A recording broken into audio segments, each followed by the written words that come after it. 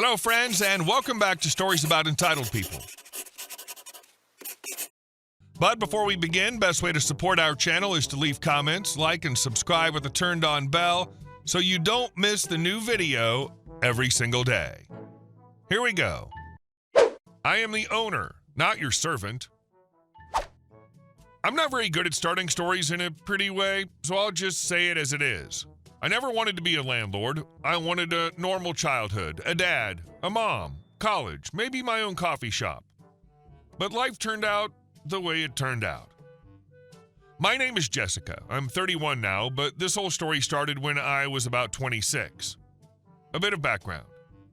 I lost my dad when I was 11. He was flying to a business meeting, a regular domestic flight, nothing extreme. The plane was coming into land and fell a few hundred meters short of the runway.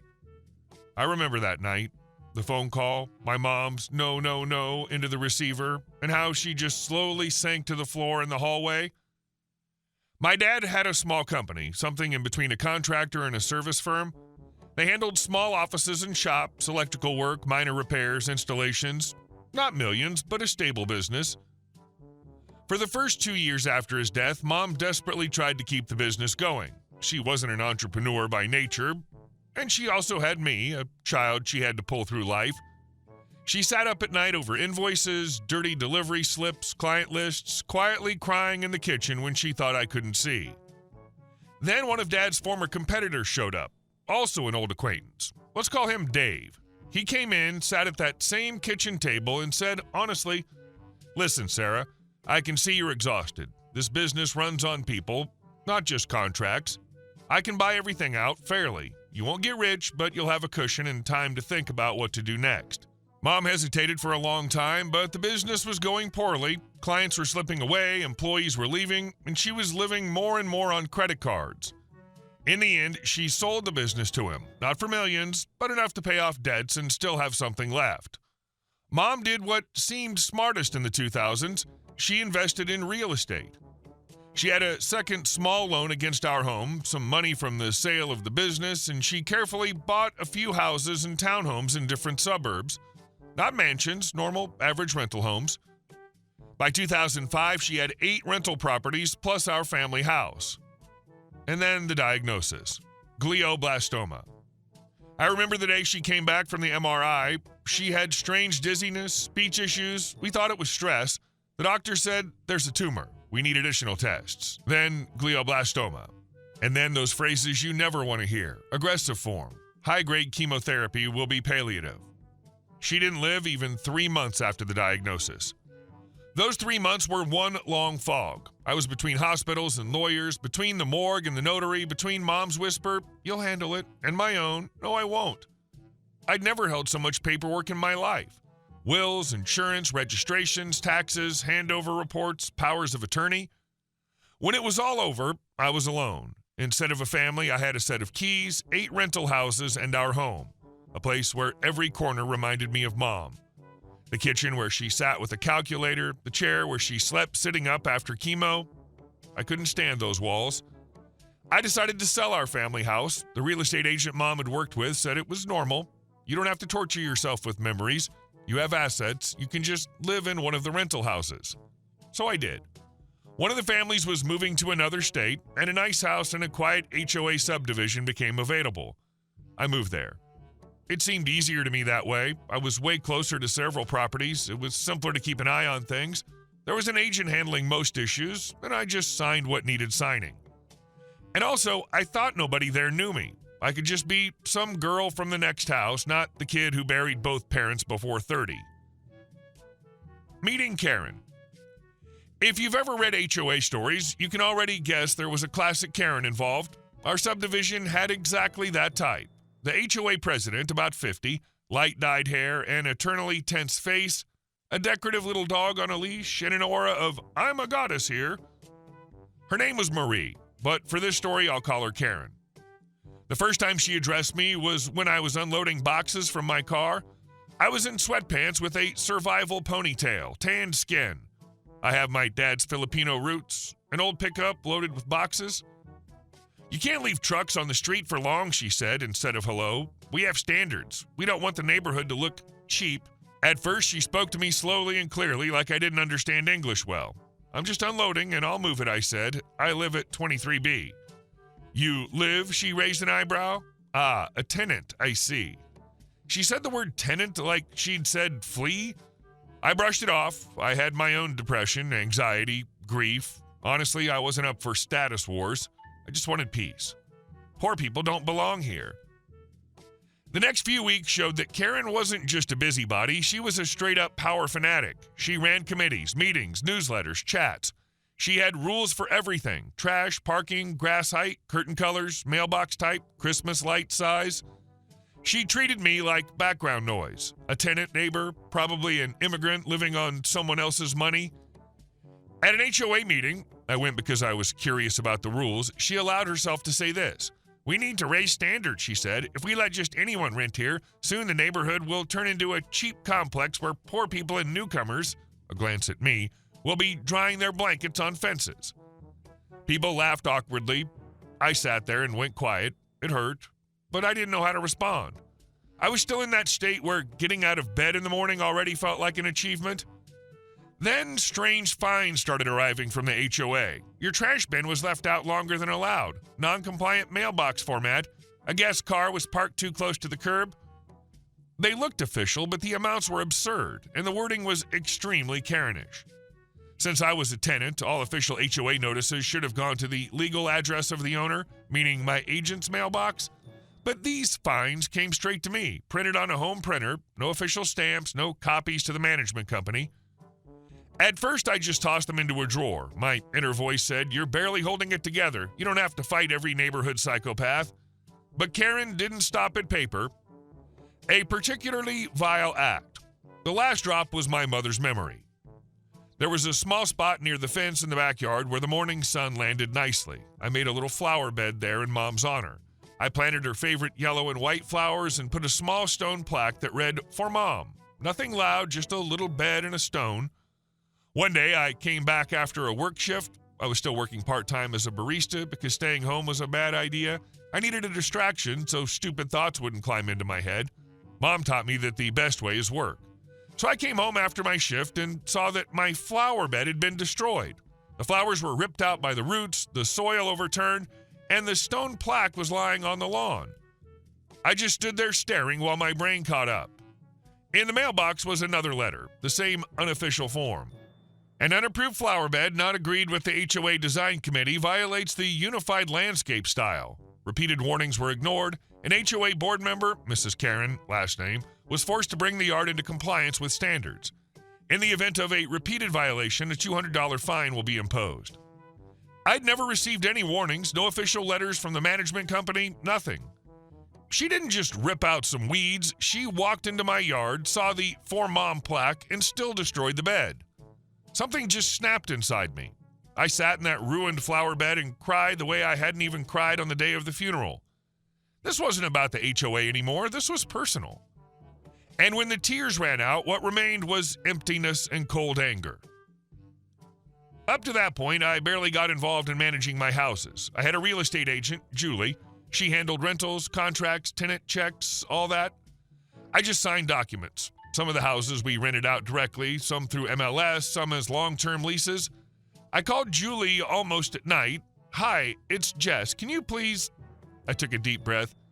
Do you have the full list of all our tenants across all 8 houses? Yes, of course, she said, surprised. Did something happen? Can you email it to me? And also, I need you to check something with the HOA. I think one of our tenants is the HOA president, and she's crossing lines.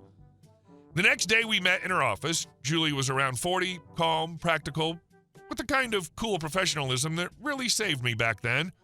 She laid folders in front of me.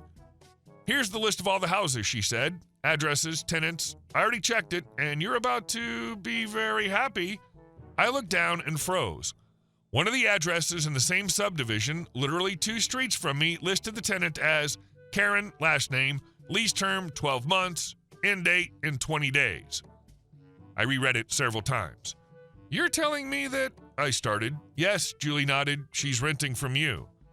Karen, the HOA president who thinks poor people don't belong here, who ripped up my memorial flower bed, who sent me fake fines, was living in one of the houses my mother had left me. Do you think I burst out laughing? No. First, I was hit by a wave of pure absurdity. I sat there and just stared at the contract. So what can we do? I finally asked. Not illegally, not like Karen, by the rules. I want the right kind of revenge, not drama. Julie smiled the way people smile when they love rules. Well, first, she said, all her fines she sent you without the management company are complete nonsense. That doesn't even matter. Second, we have a 1-year lease with automatic transition to month only if the owner doesn't give notice of non-renewal, so you can simply not renew her lease. Under state law, we have to send an official notice 60 days before the contract ends that the owner doesn't plan to renew because of the intention to, say, sell the house? Are we actually going to sell it? I asked. Honestly, you don't have to, she winked. The wording is completely legal. The law doesn't require you to prove anything afterward.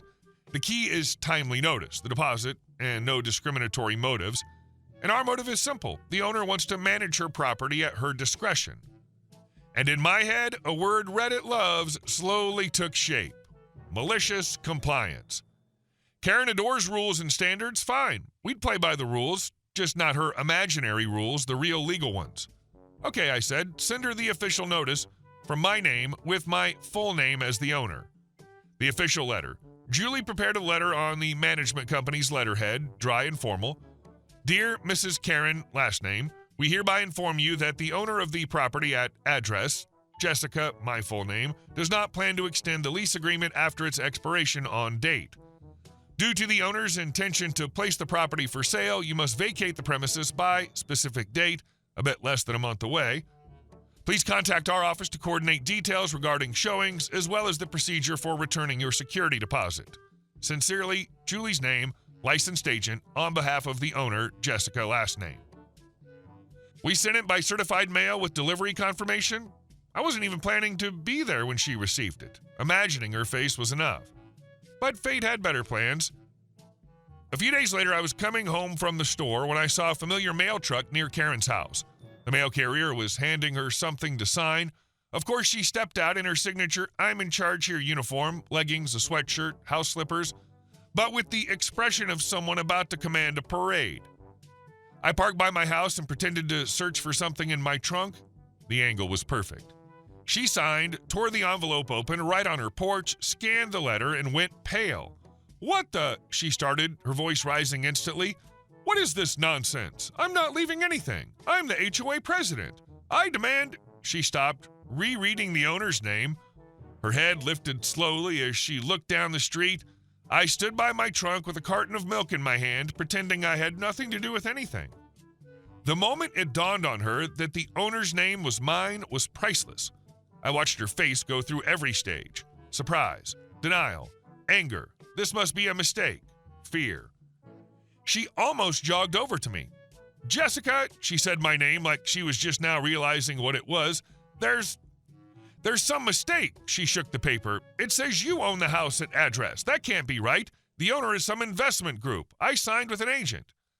"Yes," I said calmly. "Agent Julie. She represents me. I'm the owner." She blinked. "You?" And then she snapped. "You can't be the owner. You're not even—" She swallowed a word that clearly started with Emma. "You're just a tenant. You have an old pickup. My mom invested very well in real estate," I cut in evenly, 8 rental houses, and one of them apparently is rented by the HOA president who thinks poor people and newcomers have no place in this neighborhood. She went ashen. I never said that," she lied instantly. "You misunderstood. We just want to maintain standards."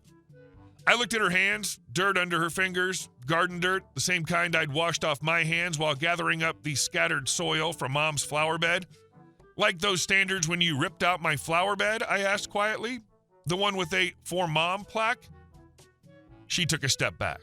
"That was a landscape violation," she started. "I have the right as HOA president." "You only have rights within HOA rules," I said, "but the rules of the rental house are mine, and I'm fully complying with the law. 60 days before the end of the lease, I notified you that I'm not renewing it. I intend to," I paused, savoring it, "sell the house." She flushed. "This is discrimination," she blurted. "I'll sue you. You can't just kick me out. I'm a good tenant. I always pay on time. I know lawyers. I have connections in city council. You'll regret this." The letter was prepared by a licensed agent in accordance with state law, I said calmly. We have no reason to withhold your deposit if you return the house in good condition. We're not violating a single clause of your lease. This is called, I gave her the same Reddit pause, proper business practice. I picked up my milk and went inside, leaving her standing there with the letter in her hand. Threats, attempts, tantrums. The next few weeks were a strange mix of satisfaction and stress. Karen wasn't the type to just accept defeat. She sent me several long emails trying to play the victim. I've always maintained order in this neighborhood. I poured my heart into this house. I can't find another place that fast. At the same time, she sent messages around the HOA hinting that unethical owners have appeared who behave like speculative landlords, word for word, absentee landlord with no respect for the community, about me who live 2 houses away. She threatened to challenge my decision before the HOA board. I happily explained at one meeting that the HOA had zero power over an owner's leasing decisions, as long as the owner wasn't breaking the law. Even her own board members looked uncomfortable. Then came attempts to negotiate. We can sign a new lease on better terms, she told Julie on the phone. Julie later relayed it all. I can even not raise certain exterior violations. The owner does not wish to renew the lease, Julie replied coldly. The decision is final. Karen moved on to manipulation. Once she tried to stage a scene on the street while neighbors walked by. You know, she said loudly to a friend, but so I could hear, some young landlords don't understand that a good tenant is a treasure. They chase money, sell everything, and the neighborhood suffers. I just walked past, smiling. The funniest part was that I didn't do anything except what the law and the contract allowed. No petty setups, no invented fines, no I'll throw out your flowers. I simply didn't renew her lease. Exactly what she'd been doing to other people's lives, just cleanly and without the dirt. When D-Day arrived, the date by which she had to move out, she kept up the appearance of control to the very end. Julie scheduled the final inspection. I came to, not so much as the owner, but as someone who wanted to see the show's finale. The house was almost empty. A few boxes, dust. Honestly, the condition was acceptable. A few wall scratches, a slightly dented cabinet door. Nothing that justified keeping the deposit. Karen hovered behind us like a shadow. You can see I always maintained order, she kept saying. I never missed a payment. I followed all rules. You understand this is all a misunderstanding. You're not really going to sell the house, are you? I looked at her. I really am going to, I paused, do whatever I want with my property. Her lips tightened. Well, at least, she said, you've learned how important it is to maintain standards. If the new tenants are like the ones from that house down the street, you'll regret it. If the new tenants are decent people who don't invade someone else's yard and destroy memorial flower beds, I'll be thrilled, I said calmly. Julie cleared her throat, barely holding back a smile. We signed the final papers, she received her deposit check, and that was that. The owner-tenant relationship was over. Karen, the HOA president, who was used to deciding who was worthy of living in the neighborhood, officially moved out of one of the houses she thought she practically ruled. 2 months later, the house was back on the market for rent. We did light touch-ups, painted the walls, replaced a couple of doors, refreshed the yard. I personally planted a few flowers there. Not memorial ones, just pretty ones. We found a new family quickly, a young couple with 3 kids. He was a math teacher at the local school. She was a nurse. They came to the showing in an old minivan. The kids ran around the yard, excitedly shouting, Mom, look, we're going to have 2 apple trees. But for me, it was enough that Karen no longer lived there. The end. Karen, it's time to gather the pieces you scattered and the memorial plaques. Hey guys, thank you all for watching the video. I'll see you in the next one.